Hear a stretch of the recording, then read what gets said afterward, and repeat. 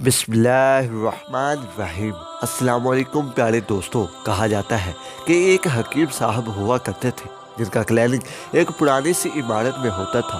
आप रोज़ाना क्लिनिक जाने से पहले बीवी को कह दिया करते थे, जो कुछ आज के दिन के लिए तुमको दरकार है एक पर्ची पर लिख कर दे दो। बीवी लिख कर दे देती थी। हकीम साहब दुकान पर आकर सबसे पहले वो पर्ची खोलते, बीवी ने जो चीज़ें लिखी होती थी उनके सामने उन चीज़ों की कीमत दर्ज कर देते, फिर उनका टोटल करते और आखिर में अल्लाह ताला से दुआ करते कि ऐ मेरे मौला, मैं सिर्फ तेरे ही हुक्म की खातिर तेरी इबादत छोड़कर यहाँ दुनियादारी के चक्रों में आ बैठा हूँ। जो ही तो मेरी आज की मतलूबा रकम का बंदोबस्त कर देगा, मैं उसी वक़्त यहाँ से उठ जाऊँगा। और फिर यही होता था। कभी सुबह के 9:30 बजे, कभी 10 बजे हकीम साहब मरीजों से फारिग होकर अपने घर लौट जाया करते थे। एक दिन हकीम साहब ने दुकान खोली, रकम के हिसाब लगाने के लिए पर्ची खोली तो पर्ची को देखते के देखते ही रह गए। एक मरतबा तब उनका दिमाग घूम गया। उनको अपनी आंखों के सामने तारे चमकते हुए नजर आ रहे थे, लेकिन जल्द ही उन्होंने अपने जज्बात पर काबू किया। दरअसल आटे दाल वगैरह के बाद बेगम ने लिखा था बेटी के जहेज का सामान। एक दिन हकीम साहब ने दुकान खोली, कुछ देर सोचते रहे, फिर चीज़ों की कीमत लिखने के बाद जहेज के सामने लिखा, ये खुदा का काम है, खुदा जाने। एक दो मरीज आए हुए थे, उनको हकीम साहब दवाई दे रहे थे। इसी दौरान बड़ी सी कार उनके क्लिनिक के सामने आकर रुकी। इंसाफ निगार या कार वालों का कोई खास तवज्जो न दी, बल्कि कई कारों वाले उनके पास आते रहते थे और बुजुर्ग चूँकि जैसे बातवक्कल और नेक मर्द खुदा थे और अल्लाह वालों की नज़र में दुनिया और दुनियादारों की हैसियत ही क्या होती है। दोनों मरीज दवाई लेकर चले गए। अब वो कार वाले कार से बाहर निकले और सलाम करके बेंच पर बैठ गए।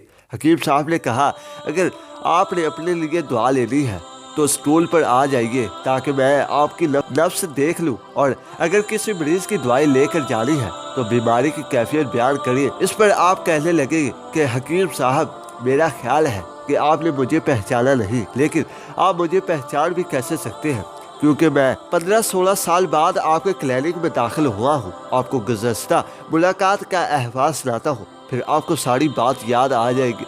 जब मैं पहली मरतबा यहाँ आया था तो मैं खुद नहीं आया था, खुदा ने मुझे आपके पास भेजा था, क्योंकि खुदा को मुझ पर रहम आ गया था और वो मेरा घर आबाद करना चाहता था। हुआ इस तरह था कि मैं अपनी आबाई घर जा रहा था और यहाँ ऐन आपकी दुकान के सामने हमारी कार पंक्चर हो गई। ड्राइवर कार का पहिया उतार कर पंक्चर लगवाने चला गया। आपने देखा कि मैं गर्मी में कार के पास खड़ा हूँ। आप मेरे पास आए और आपने क्लिनिक की तरफ इशारा करके कहा, इधर आकर कुर्सी पर बैठ जाइए, अल्लाह क्या चाहे दो आंखें।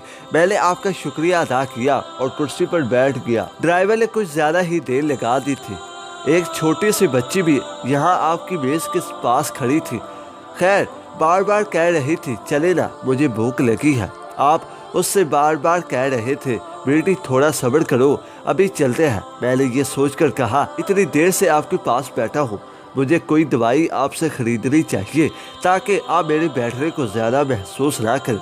मैंने कहा, हकीम साहब, मैं 5-6 साल से इंग्लैंड में होता हूँ। इंग्लैंड में जाने से पहले ही मेरी शादी हो गई थी, लेकिन अभी तक औलाद की नेमत से महरूम हूँ। यहाँ भी बहुत इलाज किया है, लेकिन अब ये किस्मत में मायूसी के सिवा और कुछ नहीं देखा। आपने कहा, मेरे भाई, खुदा से कभी ना उम्मीद ना होना। याद रखो, उसके खजाने में किसी चीज़ की कमी नहीं है। औलाद माल इसबाब, गमी खुशी, जिंदगी मौत, हर चीज़ उसके हाथ में है। किसी हकीम या डॉक्टर के हाथ में शिफा नहीं होती।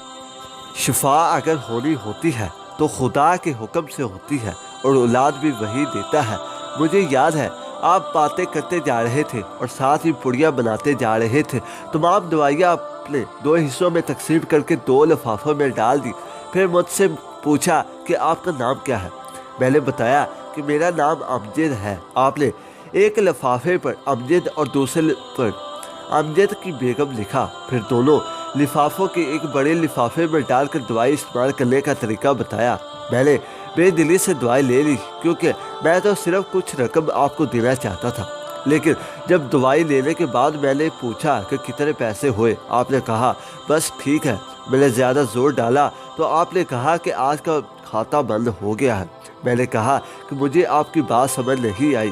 اسی دوران وہاں ایک اور آدمی آ چکا تھا۔ اس نے مجھے بتایا کہ کھاتا بند ہونے کا مطلب یہ ہے کہ آج کے گھریلو اخراجات کے لیے جتنی رقم حکیم صاحب نے خدا تعالیٰ سے مانگی تھی وہ خدا تعالیٰ نے انہیں دے دی ہے اور اس سے زیادہ رقم وہ نہیں لے سکتے۔ میں کچھ حیران ہوا اور دل میں شرمندہ بھی میری کتنی گھٹیا خیالات ہیں اور یہ دکھنے والا حکیم کتنا عظیم الشان انسان ہے۔ میں نے جب گھر جا کر بیوی کو دوائیاں دکھائی اور ساری بات بتائی تو بے اختیار اس کے منہ سے نکل پڑا کہ وہ انسان نہیں کوئی فرشتہ ہے اور اس کی دی ہوئی دوائیاں ہمارے من کی مرادیں پوری کرنے کے باعث بنے گی۔ حکیم صاحب آج میرے گھر میں 3 پھول اپنی بہاریں دکھا رہے ہیں۔ ہم میاں بیوی ہر وقت آپ کے لیے دعا کرتے رہتے ہیں۔ جب بھی آپ سے ملنے کے لیے آپ کی دکان آیا آپ کی کلینک کو بند پایا۔ میں کل دوپہر بھی آیا تھا، آپ کی کلینک بند تھا۔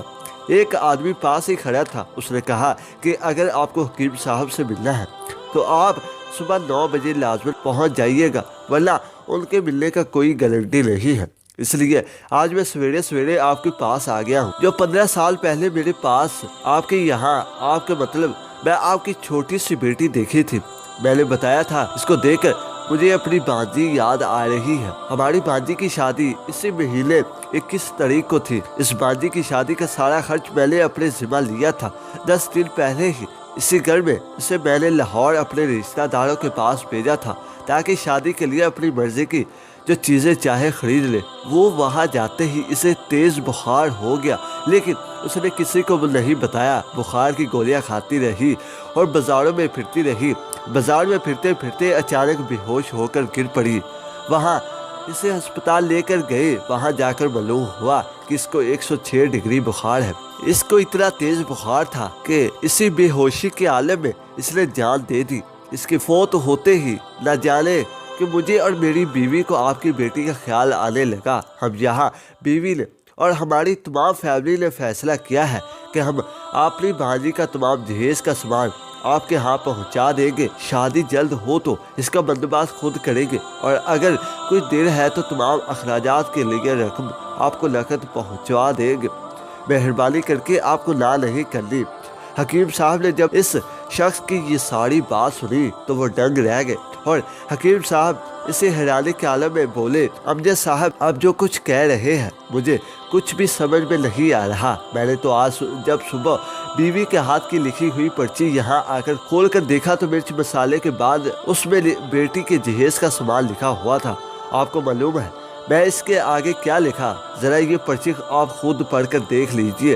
اب یہ دیکھ کر حیران رہ گیا کہ بیٹی کے جہیز کے سامنے لکھا ہوا تھا یہ کام خدا کا ہے اور خدا جانے۔ حکیم صاحب نے کہا، امجد صاحب یقین کریں آج تک کبھی ایسا نہیں ہوا تھا بیوی نے پرچی پر کوئی چیز لکھی ہو اور مولا نے اسی دن اس کا انتظام نہ کر دیا ہو۔ آپ کی بانجی کی وفات کا سنا بہت صدمہ ہے ہمیں، لیکن اس کی قدرت پر حیران ہوں کہ وہ کس طرح اپنے معجزے دکھاتا ہے۔ تو اللہ تعالیٰ کا فرمان ہے، یعنی جو اللہ تعالیٰ سے ڈرتا ہے اللہ تعالیٰ اس کے لیے راستے کھول دیتا ہے اور اسے وہاں سے رزق عطا فرماتا ہے جہاں سے اس کا گمان بھی نہیں ہوتا۔ اللہ تعالیٰ سے دعا ہے کہ وہ ہم سب کو توکل نصیب کرے، حرام سے بچائے اور اس کے حلال نصیب فرمائے۔